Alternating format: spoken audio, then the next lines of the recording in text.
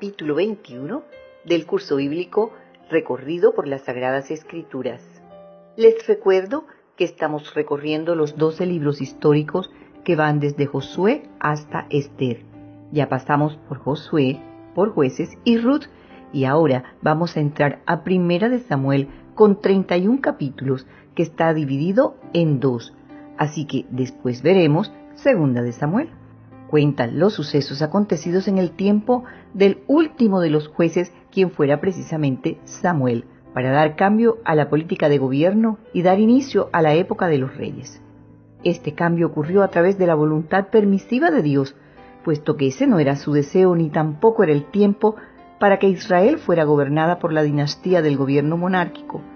Supuestamente los jueces que legislaron hasta entonces debieron brindarle un gobierno equitativo y saludable, mas no fue así. Por tanto, las tribus pedían tener reyes, así como las naciones paganas vecinas los tenían.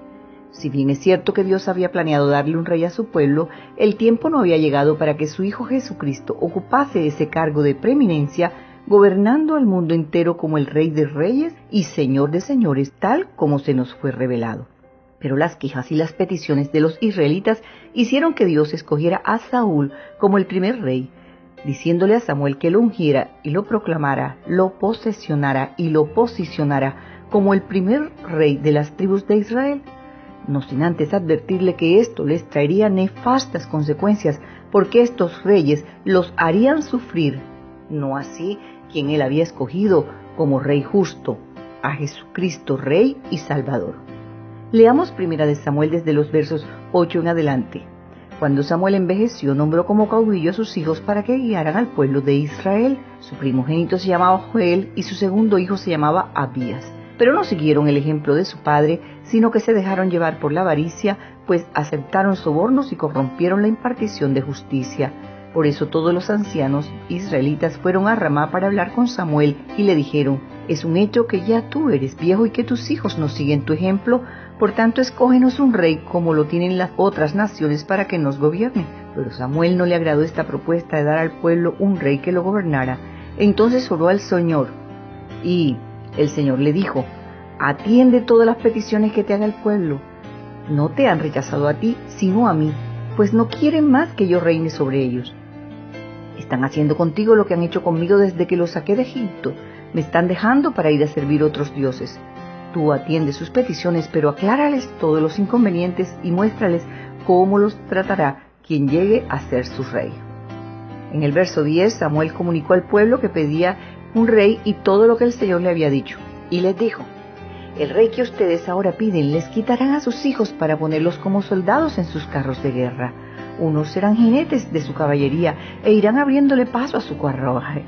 A otros los pondrá al mando de 1000 soldados, y a otros al mando de 50 soldados, y a otros los pondrá a labrar sus campos y a levantar sus cosechas, y a otros los pondrá a fabricar sus armas y sus pertrechos de sus carros de guerra. También les quitará sus hijas para convertirlas en perfumistas, cocineras y panaderas. Además les quitará sus mejores tierras y sus viñedos y olivares, y todo eso se los entregará a sus sirvientes.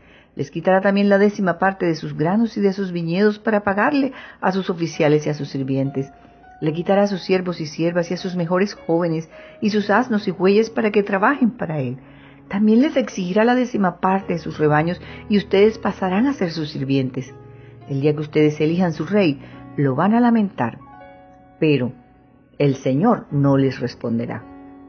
Ya en el verso 19 el pueblo no le hizo caso a Samuel, sino que dijo: no será así, y como de lugar tendremos un rey. Así seremos como todas las naciones, y nuestro rey nos gobernará, y saldrá al frente de nosotros, y presentará batalla por nosotros.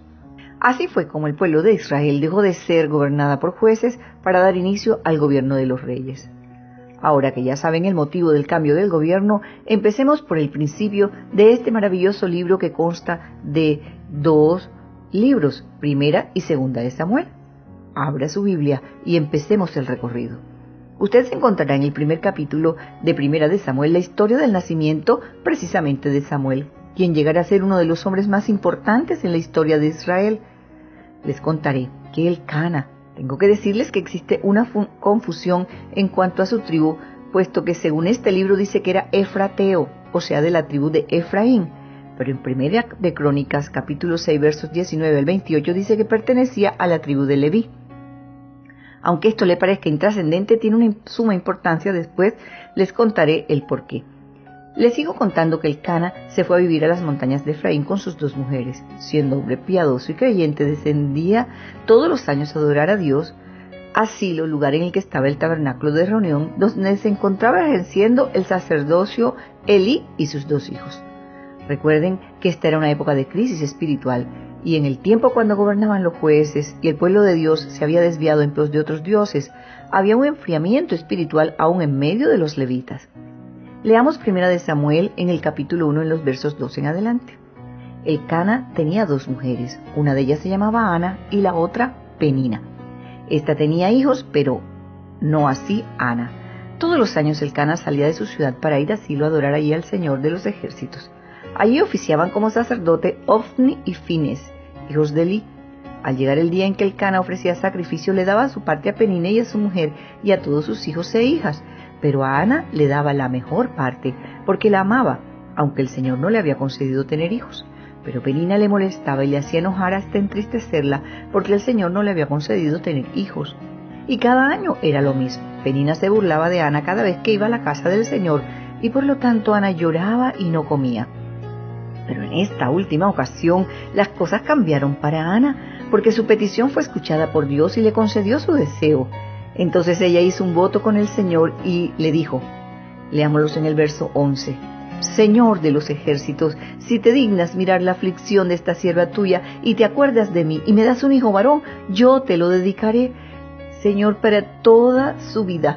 Yo te prometo que jamás la navaja rozará su cabeza. Esto quería decir que lo consagraría como nazareo, y recuerden que Sansón también fue un nazareo, esto es, apartado para Dios. Ella cumplió, y después de que el niño dejó de ser amamantado, fue llevado al santuario para que viviera con el sacerdote Elí. Espere el siguiente capítulo en el desarrollo de esta emocionante historia.